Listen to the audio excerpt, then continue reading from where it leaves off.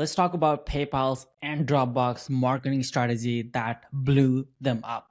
They literally went from struggling SaaS to making over millions of dollars. And it was kind of genius, to be honest. I think it was novel at that time. Nobody had done it. And they both had it a little different, but at the same time, they were kind of doing the same thing. This strategy allowed PayPal to get 7 to 10% daily new users in their platform.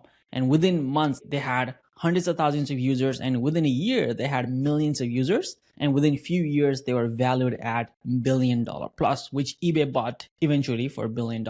Now it is $40-50 billion company by itself, and I think it's only been 20 years. Whereas Dropbox, again, it's a $1 billion company. Drew Houston, the founder of Dropbox, is also a billionaire now. They also use the similar strategy, and I think I read somewhere that Drew actually used strategy from PayPal. He heard somewhere from someone that PayPal guys, Elon Musk and Peter Thiel, did this in PayPal. So he wanted to do something similar. And surprisingly, it worked for him as well. So what is this model that works for PayPal, that works for Dropbox? It is literally just giving money away. It is crazy, but they were literally just giving money away. So back in the days when PayPal was getting started, there were other companies like PayPal that were getting a lot of momentum. And PayPal was paying for this different marketing strategies, and you had to spend money to get customers, right? Even nowadays, people run Facebook ads to get customers. People run YouTube ads, TikTok ads to get customers, right? So they were also doing different things back in the days, radio, TV, newspaper, right? Back in those days. And it was kind of working, but they were not gaining the momentum that they would like, right? A VC funded company needs to have a really, really high growth. And they were not seeing that. So they were afraid of, again, falling back and losing the company and not making the money that they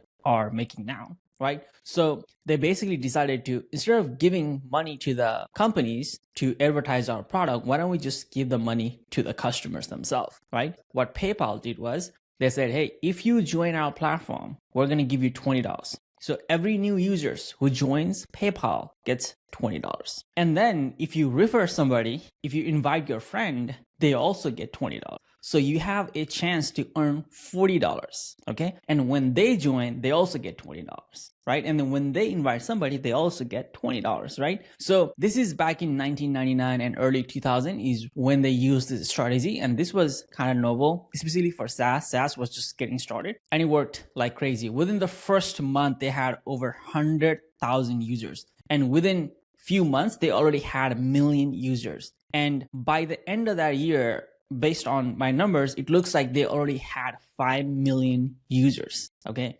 So that's how many users they were able to get with this promotion. I think within like 2 years or so, they were already at 100 million users. They only had to give away $60 million to get 100 million users. Now, this is massive for a network platform. Network platform is you need 2 users to interact, right? PayPal needs receivers and senders. So you need somebody to send the money and you need somebody to receive the money. So the more people join, the more the platform is going to be useful, right? And this was massive for their platform. And since then, the PayPal has just grown organically because more people in there, more people invite other people, not because they're getting $20 like back in the days, but they just like the platform and the platform is good, right? So that was the PayPal's growth hacking strategy. Initially started with $20 per user per referral. So you would make $40. Eventually they dropped it down to $10 per referral. And then they dropped it down to $5 and eventually they just stopped it. And they gave away, like I said, 60 million. I mean, I can tell you it worked really, really well because in 2002 is when eBay acquired PayPal for $1.5 billion. So they had this promo on 1999 to 2000. And just 2 years later, eBay bought them for $1.5 billion. And they are now valued at $40+ billion in 2025 right now. So let's talk about Dropbox. Dropbox, again, this was back in 2008. And they also did something similar after hearing just 6 years ago, PayPal had been sold to eBay for $1.5 billion, right?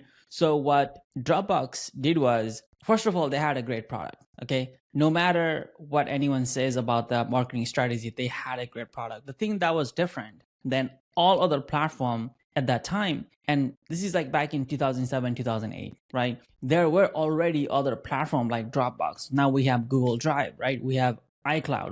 We have something from Microsoft as well. Like everybody had something, but the thing that made Dropbox different was the way it would automatically upload to Dropbox. So if you were to connect your computer or your system to Dropbox, you don't have to remember to upload to Dropbox. It would automatically upload to Dropbox. For example, if you're using something like Google Cloud, you would have to manually upload files in the cloud.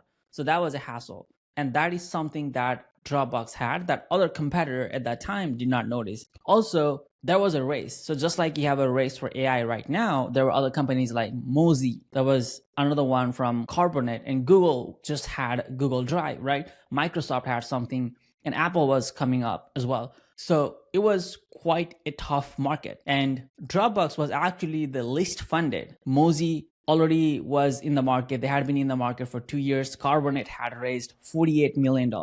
Compared to Dropbox, they had only raised $1.2 million. But the only thing that made Dropbox different was how it would automatically upload to Dropbox. So they were in pretty tough position. Like it could have been make or break. Like they could have, again, folded. They could have literally gone bankrupt at this point in 2008, all right? So they hired this guy called Sun Ellis, okay, Seanellis, Sun Ellis. So he comes in, he sees the product. His role is to grow the product. Okay, that's what his role is. So when he gets there, he realizes that most of the customers that come into Dropbox were referrals. So he thought that was interesting because 30% referral is what he was seeing within the Dropbox. That is a really, really good number, right? That is a great number. So what he decided to do was, if you refer somebody Dropbox, then each of you get 250 megabyte of additional storage, right? So iCloud, you have storage, you have 1 GB, you have 2 GB, right? You have different storage, and a free plan may have less, right? So he wanted to expedite the referral process that was there already. So he was already seeing people were referring. He wanted to give them incentive to refer even more, right? So he was initially giving 250 MB for free to both of you. If you are the one who referred and then the other person who joined from your referral, right? So both of you would get 250 MB. This is back in 2008. That was a lot of MB. Maybe not right now, but back in 2008, it was a lot. And then it worked. Like they were seeing that was working, and they raised that 250 MB to 500 MB. Yeah, even if you go to the website today, it says if you have a Dropbox basic account, you'll earn 500 MB space for each friend you refer to. So every time you refer somebody, you keep on getting 500 MB. I think the max was 16 GB, which means if you refer to at least 32 people, you're going to get to 16 GB, right? The more friend you invite, the more GB you get. And 16 GB was a lot, again, back in the days. And you're getting 500 MB for each friend. That worked fantastic. They grew super, super fast. It started in September 2008, and just in few months, by December 2009, they already had over 100,000 users, and they were growing super, super fast. And when they started to raise that to 500 MB, they got to 4 million users right away. So this was quite fascinating, quite the growth that people hadn't seen it. In terms of percentage, they had 3,900% increase in the users. So it worked really, really well for them. If I was to put it in a different way, they were doubling every 3 months. So every quarter, the company was just doubling, right? That's how big the growth was. So again, first of all, the product was good. The product was fantastic, right? If there had not been such a good referral system already, then Son, who came in, would not have been able to use the 500 MB as a tactic to grow even more. It was already working, so he just used that to leverage even bigger growth. I don't have the exact number from back in the days, but I know that in 2024, they were valued at $2.5 billion company, and they are growing every year. They were about $2 billion in 2022, so they are growing even more every year at the moment. And Dropbox is one of the good companies that I personally like. So those are the strategies and hacks they used back in the days to grow the company. And I think you can still do this today. Again, you need a lot of money for this, and you need to be prepared if the growth does happen, because scaling that fast is going to take a lot of infrastructure and bandwidth as well. So I hope you like this video. If you want to see more videos like this, let me know in the comment and watch my next video. All right.